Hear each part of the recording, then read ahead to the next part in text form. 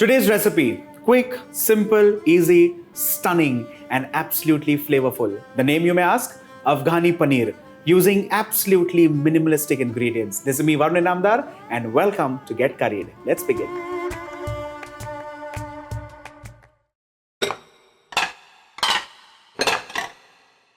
So like I said, first things first, make a nice, fine, smooth paste, making Afghani.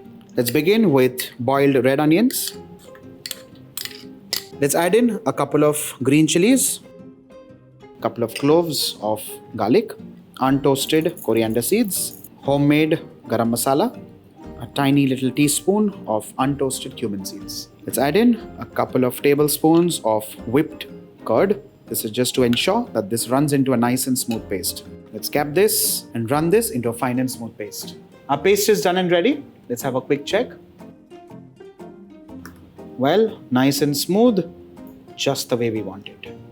Let's move on to the next step, and that is heating oil in a pan. While the oil is still kind of beginning to heat up, I'm going to add in dried red chilies. If you wish to make it spicier, you can also add in the seeds. Well, slowly, the chilies will start leaching all the color and flavor.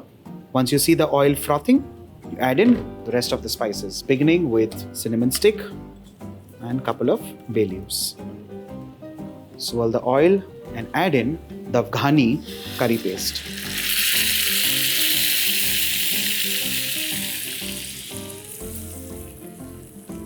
Allow this to cook on medium flame for 7 to 8 minutes, ensuring that the masala does not burn.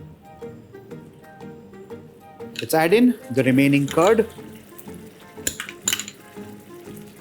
and add in salt. Let's have a quick stir and follow this up with dairy cream. And finally, our hero, pieces of paneer.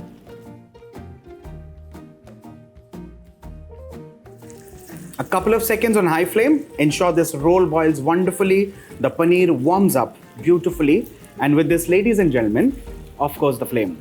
How do you serve this? Afghani paneer served best with Malabari parathas, luchi, roti, Phulka, naan, butter roti. Just ensure you make this and go all out and impress your family and friends. This is me, Varun Inamdar, signing off. Bye for now.